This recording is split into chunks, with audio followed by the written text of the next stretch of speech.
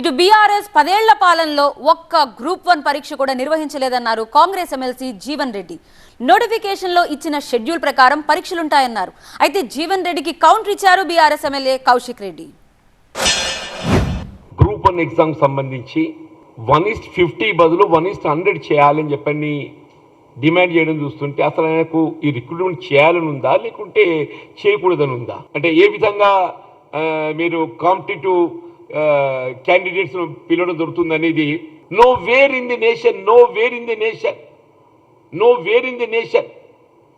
1:50 మించి ఎక్కడ లేదు.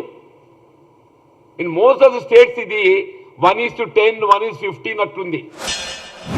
మొన్న ప్రతిపక్షంలో ఉన్నప్పుడు బట్టి విక్రమార్క గారు అసెంబ్లీ సాక్షిగా 1:100 ఖచ్చితంగా చేయాలి అనేది బట్టి విక్రమార్క గారు అసెంబ్లీ సాక్షిగా ఇవాళ డిమాండ్ చేసింది కూడా తనకి గుర్తు చేస్తూ ఉన్నాను.